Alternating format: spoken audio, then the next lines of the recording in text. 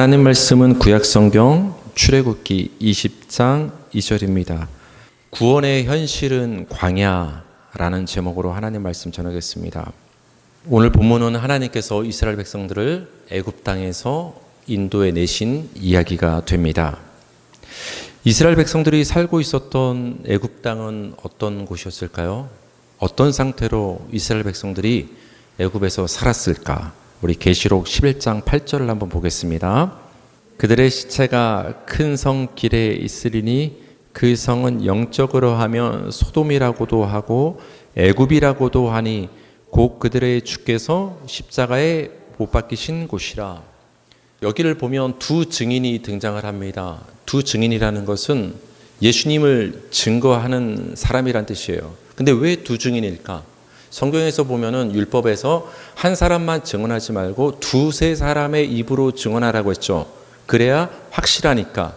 두 증인이 등장한다는 것은 예수님에 대해서 그들이 증언하는 내용은 확실하다, 거짓이 없다라는 것을 두 사람의 증인의 모습을 통해서 말해주는데, 이 두 증인의 모습은 바로 여러분의 모습, 우리 성도의 모습, 교회의 모습인 거예요.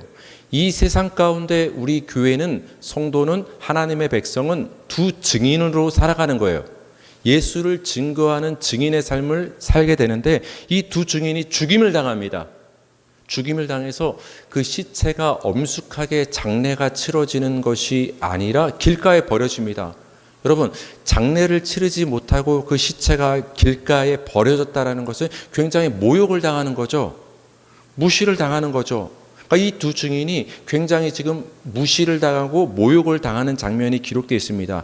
그 도시가 어떤 도시에서 이런 모욕을 당했느냐 하니까, 영적으로 하면 소돔이라고 하는 도시, 또 다른 이름 뭐냐? 애굽이라고도 하는 도시에서 두 증인이 핍박을 받아 죽임을 당하고 모욕을 당해서 장례조차 치르지 못하는 상태로 그 시체가 버려졌다. 이게 우리 교회의 모습입니다. 그런데 이렇게 교회를, 두 증인을 무시하고 핍박하고 마침내 교회를 죽이는 그 도시가 어떤 도시라는 거예요? 애굽. 그러니까 애굽이라는 도시는 영적으로 말하면 교회를 핍박하는 세상, 성도를 죽이는 세상, 성도를 조롱하는 세상. 여러분, 세상은 교회를, 하나님의 백성을 칭찬하지 않습니다. 조롱하고 멸시하고 핍박하고 기회만 되면 죽이려고 하는 것이 마귀 권세, 세상 권세가 됩니다. 그래서 여러분, 우리가 괜히 애를 써서 세상으로부터 칭찬을 받으려고 노력할 필요가 없습니다. 여러분, 오늘날 얼마나 많은 성도들이, 목사가 이런 생각을 갖고 있는지 몰라요. 교회는 세상으로부터 칭찬을 받아야 된다. 그런 삶을 살아야 된다. 그래야 무슨 길이 열린다? 전도길이 열린다. 얼핏 들으면 굉장히 맞는 얘기 같지만 여러분, 그렇지 않습니다. 전도는 우리가 어떻게 사느냐의 모습으로 전도가 되는 것이 아닙니다. 그럼 우리가 굉장히 도덕적으로 성인 군자처럼 살면 다 구원받게요? 구원은 하나님이 이루시는 일입니다. 요한복음에서 예수님이 말씀하시기를, 제자들을 세상 가운데 보내시면서 이렇게 말씀하셨어요. 세상이 너희를 미워할 것이다. 왜? 특별한 이유가 없다. 단 하나의 이유로, 너희가 나 예수에게 속한 자이기 때문에 그 이유 하나만으로 세상은 너희를 미워할 것이다. 그래서 여러분, 여러분이 세상 가운데 두 증인으로서, 그리스도인으로서 하나님의 백성으로 살아갈 때 왜 세상은 나를 그렇게 좋아하지 않고 미워하고 때로는 핍박하고 조롱할까? 당연한 모습이라고 생각하시기 바랍니다. 그건 증표가 되는 거예요. 아, 내가 세상에 속한 자가 아니라 예수님께 속한 자이기 때문에 세상이 나를 미워하는구나, 나를 조롱하는구나, 그렇게 증표로 삼으시면 됩니다. 그래서 이 애굽이라는 도시는 하나님의 증인된 두 증인, 우리 성도 교회를 핍박하는 도시가 애굽이고, 마침내 죽이고 무시하고 조롱하는 도시가 애굽이 됩니다. 그 애굽이란 도시에서 이스라엘 백성들이 사는 거예요. 아, 이스라엘 백성들이 400년간 애굽에서 살았다, 이것은 그냥 이방 나라에서 살았다, 그 정도로 이해하면 안 되고, 영적으로 보자면 하나님의 백성을 조롱하고 핍박하는 세상 권세가 판을 치는 그 애굽이란 도시에서 그들이 400년간 살았다라는 것을 우리는 알 필요가 있습니다. 그렇다면 여러분, 이스라엘 백성들은 애굽에서 어떤 상태로 살았을까요? 우리 출애굽기 1장 13절에서 14절을 읽겠습니다. 시작. 이스라엘 자손에게 일을 엄하게 시켜 어려운 노동으로 그들의 생활을 괴롭게 하니 곧 흙 이기기와 벽돌 굽기와 농사의 여러 가지 일이라. 그 시키는 일이 모두 엄하였더라. 벽돌을 이긴다. 이거 한마디로 말하면 지푸라기 넣어서 흙 같은 거 물로 해서 막 이겨서 흙벽돌을 만드는 거예요. 그 이집트의 토목 공사를 위해서 도시를 건설하는데 그 노동자로 엄한 노동에 동원됐던 사람들이 이스라엘 백성들이에요. 밤낮 쉼없이 노동에 시달렸던 거예요. 한마디로 종살이를 한 거죠. 주인이 이런 일을 하겠습니까? 종한테 시키죠. 노예한테 시키죠. 그래서 오늘 본문에서는 이스라엘 백성들이 애굽에서 살아왔는데 그 삶을, 이런 삶을 살았다 얘기해 주는 거예요. 오늘 본문 출애굽기 20장 2절을 읽겠습니다. 시작. 나는 너를 애굽 땅 종되었던 집에서 인도하여 낸 네 하나님 여호와니라. 하나님이 이스라엘 백성들을 애굽에서 이끌어냈는데 이스라엘 백성들은 애굽에서 무슨 삶을 살았다? 종되었던, 종살이를 했다라는 거예요, 여러분. 이렇게 애굽에서 종살이 하던 이스라엘 백성들을 하나님께서 인도해 내셨습니다. 다시 한번 읽어볼까요? 출애굽기 20장 2절 시작.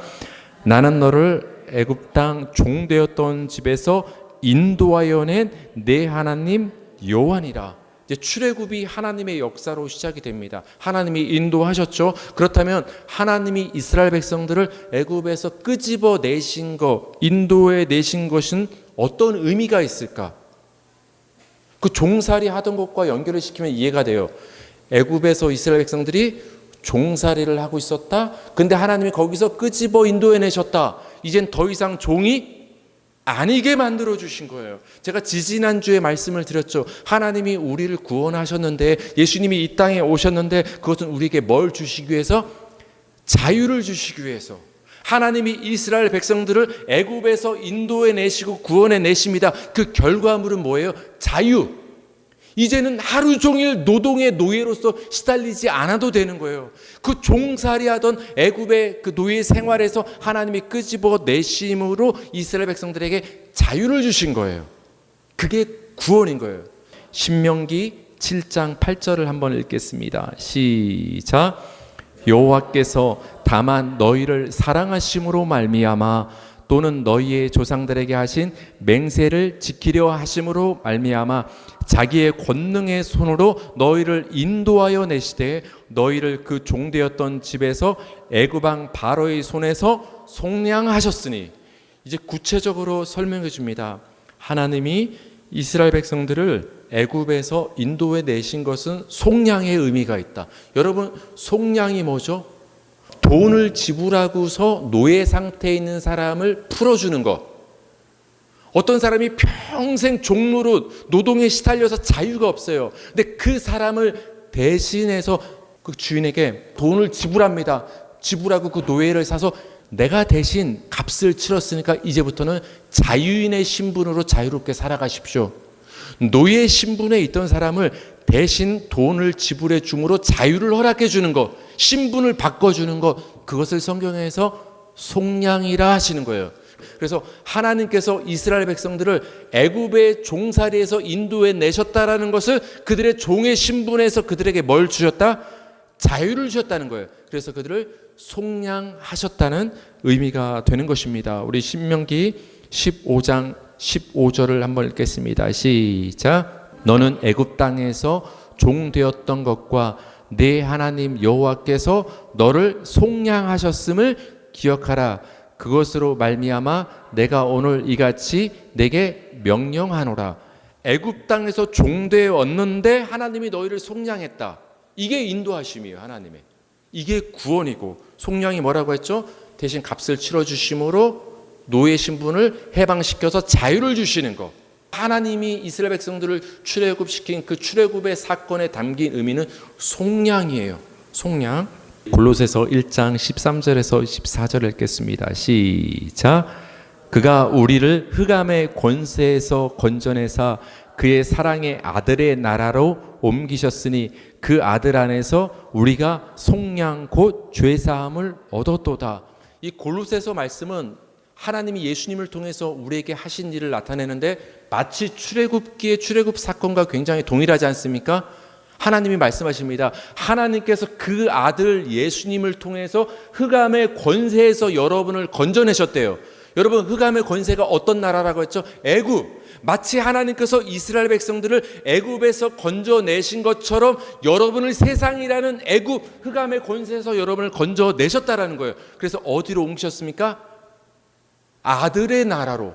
애굽에서는 무슨 삶을 살았다고 했죠? 종노릇. 아들의 나라. 아들은 뭐예요? 종이에요? 아들이에요? 자유. 종에서 아들로 하나님이 우리를 옮겨주셨다. 신분이 바뀌었다. 그걸 뭐라고 해요? 우리가 속량을 얻었다. 노예 신분에서 해방되어 우리가 하나님의 아들로 신분이 바뀐 자유 신분이 되었다. 그 예수님의 피값이 여러분을 죄의 신분에서 풀어주는 속전, 피값이 된 거예요. 이 예수님께서 우리를 속량하실 것을 이스라엘 백성들의 출애굽 사건을 통해서 미리 보여주신 거예요. 이처럼 하나님이 이스라엘 백성들을 애굽에서 인도해내신 출애굽 이야기는 하나님이 우리를 마귀와 세상과 죄의 권세에서 인도해내셔서 자유를 주신 구원의 이야기가 됩니다. 다시 말하면 출애굽 이야기는 우리의 구원과 자유의 이야기가 됩니다. 하나님이 이렇게 이스라엘 백성들을 애굽의 종살이에서 인도해내시고 홍해를 건넜을 때 모세와 그 두이 미리암과 이스라엘 백성들은 구원의 감격을 굉장히 찬송하며 노래했습니다. 얼마나 기뻤겠어요. 400년간 종살이 하는데 거기서 괴로웠는데 이제는 하나님의 은혜로 그 바로의 손에서 노예 생활, 자유가 없는 생활에서 이렇게 해방되어서 홍해를 무사히 건너서 이제 자유의 몸이 됐으니까 얼마나 기쁘겠어요. 이스라엘 백성들을 400년간 지긋지긋하게 종살이하던 애굽에서 하나님의 은혜로 출애굽해서 홍해를 딱 건너는 순간 너무 기뻐서 기쁨의 찬양을 불렀고 이제는 앞으로 좋은 일만 펼쳐질 줄 알고 굉장히 기뻐했지만 그들의 눈앞에 펼쳐진 것은 현실이었습니다. 광야라는 모습으로 그 펼쳐진 현실이라는 광야 앞에서 이스라엘 백성들의 그 반응을 살펴볼 필요가 있어요, 여러분. 출애굽기 16장 3절 보겠습니다. 시작. 이스라엘 자손이 그들에게 이르되 우리가 애굽 땅에서 고기 가마 곁에 앉아 있던 때와 떡을 배불리 먹던 때에 여호와의 손에 죽었더라면 좋았을 것을 너희가 이 광야로 우리를 인도해내어 주려 죽게 하는도다. 여러분, 광야에 무슨 먹을 것이 있겠습니까? 그래도 애굽에서 종살이 할 때 몸은 피곤하고 자유는 없었지만 그래도 먹을 것은 있었단 말이에요. 근데 광야로 당장 자유의 몸이 되었지만 먹을 것이 당장 없는 거예요.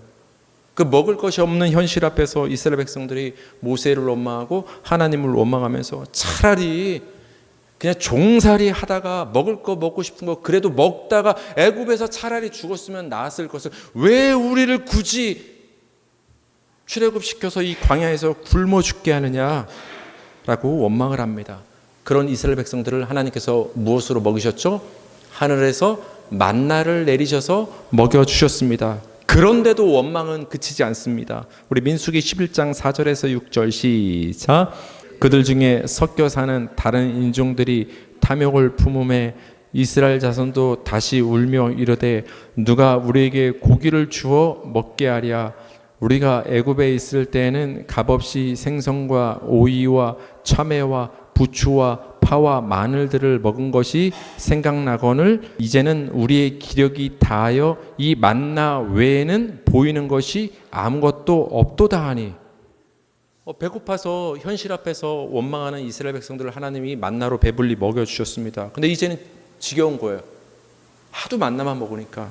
그러니까 애굽 생각이 납니다. 애굽에서는 생선도 먹었고 오이, 참외, 부추, 파, 마늘 굉장히 건강에 좋은 걸 많이 먹었네요. 그래도 부추, 파, 마늘이 굉장히 좋다고 하는데 이게 생각나는 거예요. 그래서 이거 못 먹으니까 우리가 기력이 없고 이제 힘이 없다. 만나 외에는 아무것도 없구나. 아니 배고프다고 해서 먹여줬는데도 불만인 거예요. 이스라엘 백성들이 지금 끊임없이 원망과 불평을 합니다.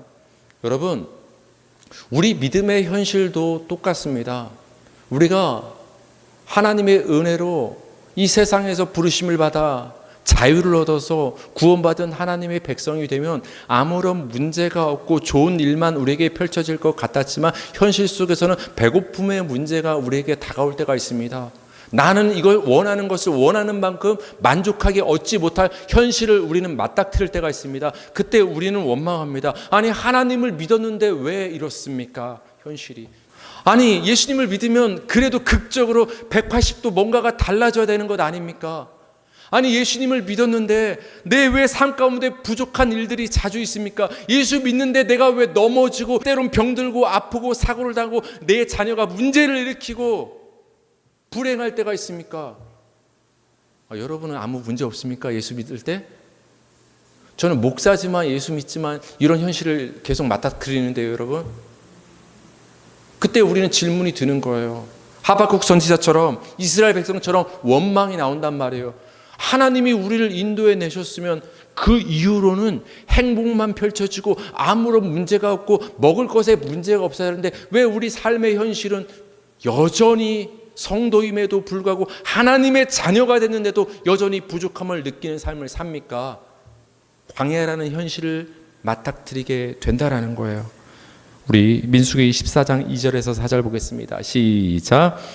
이스라엘 자손이 다 모세와 아론을 원망하여 온 회중이 그들에게 이르되 우리가 애굽 땅에서 죽었거나 이 광야에서 죽었으면 좋았을 것을 어찌하여 여호와가 우리를 그 땅으로 인도하여 칼에 쓰러지게 하려 하는가? 우리 처자가 사로잡히리니 애굽으로 돌아가는 것이 낫지 아니하랴. 이에 서로 말하되 우리가 한 지휘관을 세우고 애굽으로 돌아가자 하매. 가나안 정탐꾼을 보냈습니다. 우리가 아는 것처럼 갈렙과 여호수아는 믿음의 보고를 했지만 나머지 정탐꾼들은 거기에는 굉장히 큰 네피림 족속 거인이 살고 있다. 그들 앞에 우리는 메뚜기와 같고 우리는 그들의 밥이다. 우리는 금방 먹힐 것이다. 우리는 그 땅을 차지할 수 없고 우리는 다 죽고 우리의 처자식 가족까지 다 죽임을 당할 것이다. 굉장히 무서운 현실적인 보고를 합니다. 그 보고를 들은 이스라엘 백성들이 벌벌 떨며 부르짖어 울부짖기 시작합니다. 그러면서 그 두려움이 원망으로 바뀌어서 누굴 원망합니까? 모세와 아론과 하나님을 원망합니다. 그러면서 이렇게 말합니다. 왜 우리를 하필 애굽에서 인도해냈습니까? 차라리 거기서 죽었으면 좋았을 것을 왜 우리를 저들의 칼에 공포 가운데 죽게 만드는 상황을 직면하게 하십니까? 라고 애굽으로 돌아가자고 하면서 행동으로 옮깁니다. 우리가 모세만 지도자냐 아론만 지도자냐, 우리가 알아서 지도자를 세워서 그를 앞세워서 우리가 애굽으로 당장 돌아가자. 쉽게 말하면 우리가 믿음을 버리자. 믿음을 버리고 어디로 돌아가자? 세상으로 돌아가자. 예수 믿는다고 해서 복 받는다고 해서 전도지 나눠줄 때 예수 믿고 복 받으십시오 해서 복 받을 거 생각하고 왔더니 현실의 삶은 이렇더라. 예수 믿었는데도 우리 현실의 삶 가운데 위협이 여전히 존재하더라. 여러분, 지금까지 신앙생활 쭉 해왔지만 여러분의 현실의 삶 가운데 안녕과 평안만 있었습니까? 위협이 있지 않았습니까? 공포와 두려움이 있지 않았습니까? 위험할 때가 있지 않았습니까? 예수 믿었다고 해서 현실이 바뀌지 않을 때 광야와 같은 현실을 묵도할 때가 우리는 너무나 많다라는 거예요. 그때 이스라엘 백성들은 원망했다라는 거예요. 이런 조상들의 모습에 대해서 사도 바울은 이렇게 말했어요. 사도행전 7장 39절 보겠습니다. 시작. 우리 조상들이 모세에게 복종하지 아니하고자 하여 거절하며 그 마음이 도리어 애굽으로 향하여, 애굽에서 끄집어 냈더니 마음은 어디를 향하는 거예요? 애굽을 향하는 거예요. 왜 애굽을 향할까요? 그들이 예수를 믿고 출애굽을 한 이후 맞닥뜨린 광야의 믿음의 현실은 자신들의 생각과 기대와는 다른 거예요. 여러분, 목사들부터 솔직해져야 됩니다. 예수 믿으면 형통합니다. 아무 일도 없습니다. 병들지 않습니다. 사업이 무조건 형통합니다. 자녀가 잘 됩니다. 아무런 일들이 일어나지 않습니다. 이런 복을 받게 됩니다. 여러분, 이렇게 말해서는 안 됩니다. 예수를 믿어도 애국 같은 세상에서 우리가 부르심을 받아서 하나님의 자녀가 됐을지라도 우리는 현실을 똑같이 살아가게 됩니다. 그 현실 가운데도 우리 성도들도 세상 사람들과 다를 바 없이 우리는 배고픔을 느낄 때도 있고, 갈증을 느낄 때도 있고, 넘어질 때도 있고, 두려워할 때도 있습니다. 때로는 하나님을 원망할 때도 있습니다. 이 믿음의 현실에 대해서, 광야를 지나고 있는 솔직한 우리 성도의 삶의 모습에 대해서 우리는 인정하고 그런 현실을 맞닥뜨릴 수 있음을 우리는, 목사는, 교회는 말할 수 있어야 되는 거예요. 이 진실을 가려버리고 좋은 것만을 얘기할 때 오히려 나중에 그들은 뭐라고 말할 것이냐? 내가 속았네? 예수 믿으면 이렇게 된다고 하더니 현실은 아니네. 출애굽 시켜주고 나면은 애굽하고는 180도 달라져 이제 행복한 길만 펼쳐질 줄 알았는데 광야는 현실은 이렇네? 어떤 마음을 품습니까? 애굽으로 그 마음이 향합니다. 하나님을 떠나서 믿음을 버리고 하나님 믿어도, 예수 믿어도 별 다를 바가 없네. 그럴 바에 내가 그냥 힘들게 그냥 이렇게 사느니 어디로 돌아가자? 애굽으로 돌아가자. 하나님을 버리자. 세상으로 돌아가자. 이런 부작용이 일어날 수 있는 것입니다. 여러분, 애국 같은 세상에서 부르심을 받은 성도도 광야의 냉혹한 현실을 맞닥뜨려서 세상 사람들과 다를 바 없는 현실을 살 수 있음을 여러분 인정하시기 바랍니다. 차이가 있다면 그 가운데 하나님이 함께 하시느냐 함께 하지 않느냐의 차이가 있는 거예요. 우리 마지막으로 신명기 8장 2절에서 3절 보겠습니다. 시작. 네 하나님 여호와께서 이 40년 동안에 내게 광야길을 걷게 하신 것을 기억하라. 이는 너를 낮추시며 너를 시험하사 네 마음이 어떠한지 그 명령을 지키는지 지키지 않는지 알려 하심이라. 너를 낮추시며 너를 줄이게 하시며 또 너도 알지 못하며 네 조상들도 알지 못하던 만나를 내게 먹이신 것은 사람이 떡으로만 사는 것이 아니요 여호와 입에서 나오는 모든 말씀으로 사는 줄을 내게 알게 하려 하심이니라. 그래서 여러분 바로 알아야 됩니다. 이스라엘 백성들이 종살이하던 애굽에서 나오자마자 적과 꿀이 흐르는 가나안 땅에 도착한 것이 아니라 광야를 반드시 거쳐야 했다라는 거예요. 여러분이 예수 믿자마자 천국으로 들려 올라가는 것이 아니라 이 현실이라는 광야를 여전히 살아야 된다는 것을 여러분 아셔야 됩니다. 근데 현실은 여러분 녹록하지 않잖아요. 배고플 때도 있고 갈증 날 때도 있고 위협을 당하고 조롱을 당하는 현실이 아닙니까? 그렇다면 하나님 왜 우리로 하여금 우리를 애굽이라는 세상에서 불러내셨는데 왜 사랑하신다고 하시면서 이 냉혹한 광야 같은 세상을 여전히 오늘도 내일도 지금도 살게 하십니까? 그 이유가 뭡니까? 왜 다를 바 없는 이 현실을 살게 하십니까? 거기에 대해서 하나님이 모세를 통해서 답변을 주십니다. 하나님이 이스라엘 백성들, 즉 뜨겁고 춥고 배고프고 목마르고 적의 위협이 있는 그 광야를 40년 동안 하나님이 걷게 하신 그 이유와 목적이 분명히 있다. 왜? 이스라엘 백성들을 낮추시기 위해서, 낮추기 위해서, 겸손하게 만들기 위해서, 그 마음을 겸손하게 해서 뭔가 중요한 한 가지 사실을 깨닫게 하기 위해서. 어떤 사실을 깨닫게 하기 위해서? 사람이 육신으로만, 물질의 떡으로만 사는 것이 아니라 하나님의 입에서 나오는 모든 말씀으로 우리 인생은 사는구나. 하나님의 은혜로만 우리가 살게 됨을 광야의 삶을 통해서 이스라엘 백성들이 깨달은 거예요. 여러분이 이 현실을, 이 인생을 지금도 살게 하시는 분명한 목적은 뭐냐? 이 인생의 여정을 통해서 여러분 깨닫게 하시는 거예요. 내가 사는 것이 아니라 누구의 은혜로 산다? 하나님이 살게 하시는구나. 이 사실을 여러분에게 주어진 70년, 80년, 90년, 100년의 인생을 통해서 철저히 깨닫고 나서 천국 들어오라는 얘기예요. 여러분, 천국의 가나안 땅에 들어가기 전까지 여러분에게 주어진 이 삶을 통해서 철저히 깨달으시기 바랍니다.